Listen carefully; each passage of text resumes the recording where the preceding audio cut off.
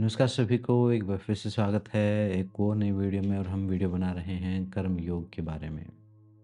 कर्म योग में हम अब मटेरियल सक्सेस के बारे में जान रहे हैं कि जो हमारा भौतिक जीवन है उसमें कर्म योग किस प्रकार से काम करता है, उसके जो आयाम क्या क्या हैं, क्या एलिमेंट हैं, उनको समझ रहे हैं। तो लास्ट वीडियो में हमने जाना था कि वेल्थ क्या है, मतलब धन क्या है। अभी हम कुछ वीडियो में जानेंगे धन क्या है। लास्ट वीडियो में हमने जाना था कि धन का एक प्रकार है जिसे हम धन मानते हैं, जो हमें लगता है कि शायद यही धन है। वो है पैसा, वो मनी, वो कैश, वो जो आपकी प्रॉपर्टी है, संपत्ति है वो, या जो आपके बैंक अकाउंट में है, जो कैलकुलेटर पर जिसको आप कैलकुलेट करके बोल सकते हो मेरे पास इतना पैसा है। हम सिर्फ उसी को धन मानते हैं। लेकिन आज हम उससे आगे धन के और रूप समझेंगे। अब पैसा कम ज़्यादा हो सकता है बाकी के धन जो हैं वो आपके पास हों, पैसा ना हो। और ये भी हो सकता है कि पैसा हो, बाकी के धन ना हो। तो आगे की जो एक पूरी पिक्चर को समझना ज़रूरी है। अभी आज के दिन क्या है कि हर कोई धन के बारे में समझा रहा है, धन की इम्पोर्टेंस समझा रहा है, धन कैसे कमाएँ सिखा रहा है। लेकिन धन क्या है, ये कोई नहीं बता रहा। तो इन वीडियोज़ में, इन 2-4 वीडियो जो भी बनेंगी, उनमें हम यही समझेंगे कि धन का असली मतलब, उस अर्थ का असली मतलब, जो धर्म, अर्थ, काम, मोक्ष। तो वो जो अर्थ था उसका मतलब क्या है? अर्थ का पहला मतलब तो वही है पैसा, संपत्ति, या जो आपकी जो भी जिस चीज़ से भी आपको आपका दिनचर्या के काम होते हैं, जो जिस फ़ॉर्म में हमें, मनी के फ़ॉर्म में हमें उसकी ज़रूरत है, तो वही धन है पहला तो। अब दूसरा धन ऐसा धन है, लेकिन पहले धन के का एक साइड इफ़ेक्ट है। अगर वो अकेला आपके पास है, तो ज़रूरी नहीं है, कोई गारंटी नहीं है आप सुखी रहोगे। ये आपको याद रखना है। पहला धन ज़रूरी है आपके जीवन यापन के लिए, लेकिन ज़रूरी नहीं है उससे आप सुखी रहोगे। और ज़्यादातर जो जिनके पास बहुत ज़्यादा पैसा, बहुत ज़्यादा अर्थ होता है, तो वो बहुत कम सुखी देखे गए हैं। मतलब सुख भी मैंने बताया था, ऐसा नहीं कि बाहर से सिर्फ़ आप किसी की गाड़ी, बंगला और बाहर की चीज़ें देख के उसकी आंतरिक आंतरिक हैप्पीनेस अगर आप चेक करेंगे तो बहुत कम मिलेगी। अब दूसरी चीज़ हम देखते हैं। अब दूसरा ये है कि वो धन अपने साथ भय भी लेके आता है, इनसिक्योरिटीज़ भी लेके आता है। उसको बचाने के लिए फिर 10 झंझट करने पड़ते हैं, उसको रक्षा-सुरक्षा के लिए दुनिया भर के काम करने पड़ते हैं। वो एक आपने कहानी सुनी होगी कि एक गुरु को सोने की ईंट मिली, तो उसकी बेचैनी बढ़ गई, अशांति बढ़ गई। तो जब उसके शिष्य ने उस ईंट को उठा के कुएँ में फेंक दिया, तब जाके उसको शांति मिली, तब वो वापस अपनी साधना पर लौट सका। तो बाहर जिस जो धन है, जो पैसा है, उसका एक साइड इफ़ेक्ट ये भी है, वो अशांति, असुरक्षा का भाव, और जिस तरीके से कमाया गया है, वो वैसा इफ़ेक्ट भी वो लेके आता है। ये विशेष ध्यान रखने की ज़रूरत है उस धन के बारे में। अब दूसरा जो धन है, वो है विद्या का धन, जो हमारे शास्त्र बताते हैं विद्या का धन। और ये धन ऐसा है जिसको कोई चोरी नहीं कर सकता। ये धन ऐसा है जो बहुत नष्ट नहीं होता है, या फिर बहुत मुश्किल से नष्ट होता है। पैसा जो है वो तुरंत नष्ट हो सकता है, कोई चोरी हो सकता है, कोई फ्रॉड कर सकता है, लेकिन विद्या को आपसे कोई नहीं छीन सकता। विद्या को कोई चोरी नहीं कर सकता। कोई बहुत बड़ा कुछ एक्सीडेंट हो जाए तो ये हो सकता है कि आपकी मेमोरी चली जाए, या आपका वो आप उसके लायक ना रहो, वो बहुत रेयर केस में, लेकिन बहुत कम संभावना है। पैसे के मामले में ऐसी संभावना है कि वो ज़्यादातर हर कोई व्यक्ति डायरेक्ट, इनडायरेक्ट उसको आपसे लेने की ही कोशिश करता है। लेकिन विद्या के मामले में ऐसा नहीं है। विद्या को आपसे कोई चोरी नहीं कर सकता। विद्या धन के अंतर्गत क्या-क्या चीज़ें आती हैं? विद्या धन के अंतर्गत आती है आपकी जो भी आपका जो ज्ञान है, जो आपका कौशल है, कोई स्किल आपने सीखी हुई है, वो धन, या आपकी जो समझ है, किसी चीज़ को लेके मान लो कोई किसी भी एक फ़ील्ड में आपकी बहुत अच्छी समझ है, तो वो आपकी समझ है। या आपने कोई कोई मान लो कोई सर्टिफ़िकेट किया, कोई डिप्लोमा किया, कोई डिग्री की, कोई पढ़ाई-लिखाई की जिससे रोज़गार पैदा हो, तो तो वो धन।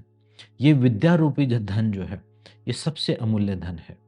और इस अगर आपके पास विद्या धन है, तो फिर जो पैसा है, जो रुपया पैसा है, वो आपके पास कभी भी आप दोबारा रीजनरेट कर सकते हैं। मगर एक बार मान लो ख़त्म हो भी गया, एक बार चोरी हो भी गया, तो दोबारा से जनरेट कर सकते हो विद्या धन की वजह से। और विद्या धन को तो कोई चोरी कर नहीं सकता। तो ये एक धन ऐसा है कि जो आपको इकट्ठा करना चाहिए। अभी हम फाइनेंस तो करते रहते हैं, ये इन्वेस्टमेंट कर दी, बैंक अकाउंट भर लिए, लेकिन वो सस्टेनेबल नहीं है। उनको सस्टेन करने के लिए सस्टेन कर भी लिए तो एक असुरक्षा बनी रहेगी। लेकिन अगर आपके पास विद्या धन है, तो आपके अंदर से वो असुरक्षा और भय समाप्त हो जाएगा, क्योंकि आपको पता है कि वो पैसा मैंने कमाया था तो मैं दोबारा फिर कमाऊँगा। दोबारा कमा सकता हूँ, वो मैं दोबारा काम कर सकता हूँ। एक उतने भय से आक्रांत नहीं रहोगे। वो बाय चांस नहीं होगा, वो आपने अर्न किया होगा। तो विद्या धन को इकट्ठा करने पर, जितना आप पैसा इकट्ठा करने पर ध्यान केंद्रित है आपका, उतना ही ध्यान केंद्रित आपका विद्या धन पर को इकट्ठा करने में भी होना चाहिए। कैसे कैसे होना चाहिए? जो आपके पास पैसा है, एक तरीका तो है कि उसको आप शेयर मार्केट में लगा दो, उसको बैंक अकाउंट में कर दो। वो चीज़ें भी ज़रूरी हैं अपने जीवन यापन के लिए, अपनी ज़िम्मेदारियों को पूरा करने के लिए। और दूसरा तरीका ये है कि उसे इन्वेस्ट कर दो अपने अंदर। अपने अंदर, अपने दिमाग में कुछ नया सीखने पर, कुछ नया पढ़ने पर, कुछ पुस्तक खरीदने पर, जो आपकी नॉलेज को बढ़ाएँ, जो आपके ज्ञान को बढ़ाएँ और पैसा कमा सको, या आपकी स्किल्स को बढ़ाएँ। मैंने ऐसे-ऐसे देखा है कि जिनके पास स्किल्स हैं, पढ़ाई-लिखाई कुछ भी नहीं है, सिर्फ़ स्किल्स हैं, वो बड़े-बड़े देशों में डॉलर्स में कमा रहे हैं। और मैंने ऐसे देखा है कि जो जिनके पास स्किल्स नहीं हैं, वो डिपेंड हो गए हैं किसी दूसरों पर। वो डिपेंड हो गए हैं सिर्फ़ पैसे पर, या इतने भय से आक्रांत रहते हैं, उसी की उधेड़-बुन में, उसी की को शॉर्टकट से कमाने में, आपराधिक गतिविधियों में शामिल हो गए हैं। तो जो आपके पास जो विद्या धन है, ये सबसे अमूल्य धन है, इसकी सबसे ज़्यादा इम्पोर्टेंस समझो। और थोड़ा-सा भी आपके पास पैसा है और आपको वो बढ़ाना है, मल्टीप्लाई करना है, तो जितना ये ज़रूरी है कि इसको कहाँ इन्वेस्टमेंट करें, कितने परसेंटेज इस पर वो प्रॉफ़िट होगा, क्या ब्याज दर मिलेगी, जितना वो समझ रहे हो, उतना ही उसको दूसरे तरीके से, उसका दूसरा आयाम भी समझो। वो जो धन आपके पास है, उसको थोड़ा इन्वेस्ट करके अपने ऊपर इन्वेस्ट करो। और अपने ऊपर जब हम इन्वेस्ट करने की बात आती है, तो अपने ऐशो-आराम की बात नहीं है ये। अपने दिमाग में इन्वेस्ट करो, अपने ज्ञान को बढ़ाने में, अपनी विद्या को बढ़ाने में, या जिस भी फ़ील्ड में आप काम कर रहे हो, उसकी हायर नॉलेज लेने में, उससे रिलेटेड जो एक्सपर्ट्स हैं, उनसे सीखने में, उससे रिलेटेड जो भी हायर सर्टिफ़िकेशन है, उनको करने में। तो विद्या धन को आप बढ़ाओगे, तो जो आपका ये भौतिक धन है, जो पैसा है, ये भी बढ़ता चला जाएगा और उसको दोबारा रीबिल्ड कर पाओगे। कई बार हमें ऐसा लगता है कि, और ख़ासकर हम किसी विद्या को इतना सस्ता समझ लेते हैं, हम उसके लिए कोई, मान लो कोई किसी से कोई योग सीख रहा है, ख़ासकर योगा टीचर्स की मैं बात बता रहा हूँ, उनको वो 1000 2000 रुपए देने भी बड़े मुश्किल लगते हैं और उससे जो प्राप्त हो रहा है, वो उनको बिल्कुल दिखाई नहीं देता, उसको समझ में नहीं आता। तो विद्या धन जो है सबसे कीमती धन है। उसके बाद तीसरे धन की हम बात करते हैं। तीसरा धन वो धन है जो परमात्मा से हमें प्राप्त हुआ है। वो है स्वास्थ्य धन, वो है काया का धन। अगर आपका शरीर अभी स्वस्थ अवस्था में है और आपको कोई बीमारी नहीं है, आप चल फिर पा रहे हो, काम कर पा रहे हो, अपनी दिनचर्या को का निर्वाह कर पा रहे हो, अपने शरीर के साथ जितनी फंक्शनल एक्टिविटी है वो कर पा रहे हो, तो ये समझिए कि आपके पास एक और धन ऐसा है जो आपको शायद दिखाई नहीं दे रहा है और जिसकी शायद आप वैल्यू नहीं कर रहे हैं। और ये धन वैसा धन है जो विद्या से भी ऊपर आता है। जैसे कहा, पहला सुख निरोगी काया। तो वो जो निरोगी काया, जो आप, अगर आपके पास आपका शरीर स्वस्थ है और शरीर के संबंध में आपको ज़्यादा कुछ नहीं सोचना पड़ रहा है, चल फिर पा रहे हो, बैठ पा रहे हो, आगे झुक पा रहे हो, अपने काम पर जा पा रहे हो, ट्रैवल कर पा रहे हो, तो वही असली स्वास्थ्य है। असली चीज़ वही है। अब शरीर स्वस्थ है तो उससे आप विद्या भी प्राप्त कर सकते हो और विद्या प्राप्त करके फिर आप पैसा पैसा भी कमा सकते हो। लेकिन अभी का जो सिनेरियो है, मैं अपने आस-पास देखता हूँ, तो वो ये पूरी समझ विकसित ना होने की वजह से हमें सिर्फ़ एक आयाम समझा दिया गया है, एक विक्षिप्तता हमारे अंदर आ गई है पैसे के लिए, एक पागलपन आ गया है। और पैसा कमाना, अगर आपके पास बैंक में खूब सारा पैसा है, आपके पास खूब सारी प्रॉपर्टी है, खूब सारी गाड़ी, घर सब कुछ है, तो फिर आपको बोला जाता है कि अब आप सक्सेसफुल हो। लेकिन बाकी की चीज़ें जो हैं, अगर आपकी सेहत अच्छी है तो आपको नहीं कहा जाएगा सक्सेसफुल हो। वो हर सक्सेस को नापा जाता है पैसे से। ये बिल्कुल गलत बात है। अगर पैसा भी ज़रूरी है, लेकिन अगर पैसा है आपके पास और आपकी सेहत ठीक नहीं है, तो आप समझिए कि ये जो आपकी सक्सेस है, ये टॉक्सिक सक्सेस है। ये किसी काम नहीं आने वाली है। आप जोड़ के चले जाओगे, आपके बाद कोई और यूज़ करने वाला है। या फिर वो सारा पैसा आपकी बीमारियों में लग जाने वाला है। या फिर हो सकता है आपका सारा पैसा बेसिक सी चीज़ों को करने में ही सारा लग जाने वाला है। मतलब मान लो आप अपने हाथ से खाना खा पा रहे हो, उठ-बैठ पा रहे हो, किसी असिस्टेंट की ज़रूरत नहीं है आपको, किसी मशीन की ज़रूरत नहीं है और कोई बड़ी बीमारी हो गई, तो हॉस्पिटल्स का खर्चा, एक-एक दिन का इतना खर्चा होता है जितना 1-1 महीने का लोगों का पूरा बजट एक तरफ और एक हॉस्पिटल का 1 दिन का खर्चा एक तरफ। तो आप ये देखिए कि अगर आपके पास शरीर है और इस शरीर की कीमत आप जानिए, इसके ऑर्गन्स की कीमत आप जानो, एक किडनी को आप ट्रांसप्लांट करने के लिए अगर कहीं से लेंगे तो उसकी कितने करोड़ की कीमत है। तो इस रूप में भी जो आपके पास परमात्मा ने एक फ्री की दौलत दी हुई है, उसको भी आप समझो और उसका उपयोग करके विद्या प्राप्त करो और विद्या की प्राप्त करने के बाद कर्म करके फिर उससे धन, संपत्ति जो भी चाहिए आपको वो प्राप्त करो। ज्ञान जो भी चाहिए उसकी तरफ आप आगे बढ़ सकते हो। ये शरीर धन सबसे अमूल्य धन है।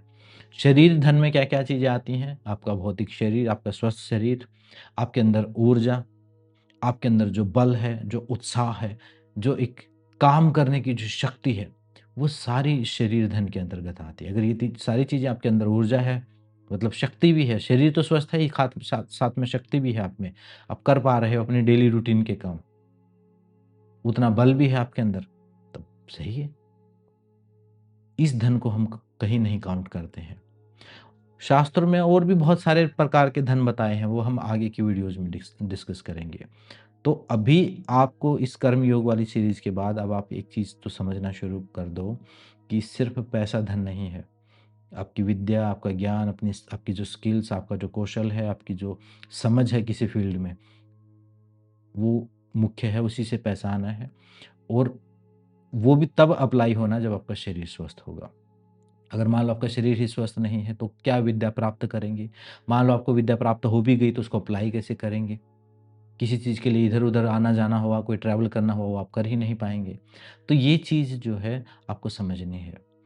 सबसे पहले अपने शरीर रूपी धन का ध्यान रखना शुरू करो और अपनी विद्या उसके बाद विद्या जितना भी धन आपके पास पैसा जितना भी है उसको इन्वेस्ट करो विद्या रूपी धन को प्राप्त करने में और उससे फिर आप रुपया, पैसा, धन, दौलत, डॉलर जो कमाना है वो आप कमाइए। तब वो वर्थ होगा।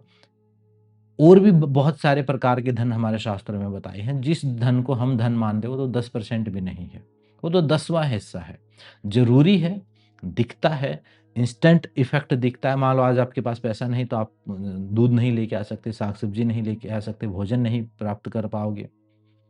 लेकिन वो ज़रूरी है, 10% है, बहुत ज़रूरी है, लेकिन बाकी का जो 90% है, उसको भी जानोगे तभी तो उस 10% का उपयोग कर पाओगे। तभी तो उसकी समझ उससे आप पुण्य भी कर सकते हो, उससे आप विद्या भी प्राप्त कर सकते हो, उससे किसी और का भला भी कर सकते हो, उसको सेव भी कर सकते हो, उससे किसी को रोज़गार भी दे सकते हो। एक सम्यक दृष्टि जो जैसे महात्मा बुद्ध ने कही ना एक सम्यक दृष्टि तभी आएगी जब पूरा एंगल आप समझेंगे, पूरा व्यू समझेंगे। हर व्यू में हर आयाम समझेंगे, तब आपको समझ में आएगा। अब मान लो मेरे सामने एक एक सीन है ये पूरा। मान लो एक कैमरा रखा है, एक लाइट रखी है, एक माइक है और एक टेबल रखा है। अगर मैं इनमें से कोई एक चीज़ देखूँ, आप पूछो मेरे से और मैं इसमें से एक चीज़ बताऊँ, तो आपको पूरी बात समझ में नहीं आएगी। आप वो वीडियो नहीं बना पाएँगे। मैं कहूँ कि हाँ, ठीक है, एक कैमरा रखा हुआ है और उससे मैंने वीडियो बनाई है। आप कोशिश करेंगे, आप नहीं बना पाएँगे। मतलब अधूरा ज्ञान मैंने आपको दिया। तो जो ज्ञान अभी हमें दिया जा रहा है, वो अधूरा ज्ञान है। तो सिर्फ़ पैसा धन नहीं है, आपका स्वास्थ्य भी धन है, आपकी विद्या, आपकी स्किल, वो भी धन है। और इन दोनों में से हो सकता है आज आपके पास पैसे थोड़े कम हों और विद्या हो आपके पास, स्किल हो आपके पास, तो उसको पहचानो, उसका उपयोग करो और वो दूसरा पैसा भी आपके पास आना शुरू हो जाएगा। और अपने शरीर से कर्म करो। एक कॉम्बिनेशन होगा, तब इफ़ेक्ट होके तब आप धनवान बनोगे। धनवान होना, वेल्दी होना, ये एक बहुत सारी ऊर्जाओं का एक कॉम्बिनेशन है। सिर्फ़ आपने देखा होगा कि मान लो कोई जीता कौन बनेगा करोड़पति। अब उस व्यक्ति को एकदम से पैसा तो मिल गया, लेकिन वो पैसा वो लोग वो करोड़पति लोग जो बने हैं वो कहाँ हैं आज? वो वापस करोड़पति बन गए होंगे, क्योंकि बाकी की चीज़ें उनके पास नहीं हैं। वो ठीक है उसने मान लो एक किसी को एक लॉटरी लग गई मान लो 1 करोड़ की या किसी वजह से वो जीत गया, तो उसका उपयोग करना, उसकी उसको स उसके लिए जो समझदारी चाहिए, उसके लिए जो अनुभव चाहिए, वो सब नहीं है। तो ये एक टोटल मिला-जुला जब कोई कहता है कि मुझे धनवान होना है, तो उसका एक बहुत बड़ा कई सारी चीज़ें उसके अंदर आ जाती हैं। तो एक सम्यक दृष्टि इस दिशा में पैदा करो और इसके प्रति जो विरोध का भाव है, जो एक नेगेटिव फीलिंग है या एक गिल्ट फीलिंग है, वो क्यों है हमारे अंदर? वो इसलिए है कि हमने कहीं पढ़ा है या हमने हमारी प्रोग्रामिंग ऐसी हो गई है। वो प्रोग्रामिंग इसलिए ऐसी हो गई है या मान लो मूवीज़ में आपको दिखाया गया, नेगेटिव दिखाया गया पैसे के लिए या समझाया गया कि अमीर लोग बुरे होते हैं या जो भी, वो इसलिए क्योंकि उन्होंने सिर्फ़ एक आयाम को ही दिखाया। उनके पास वो चीज़ तो थी, लेकिन बाकी की चीज़ें नहीं थी। अभी और भी प्रकार के धन आगे मैं बताऊँगा, वो वाले नहीं थे उनके पास। तो उससे वो एक विलेन जैसी चीज़ एक नेगेटिव फ़ॉर्म में क्रिएट कर ली।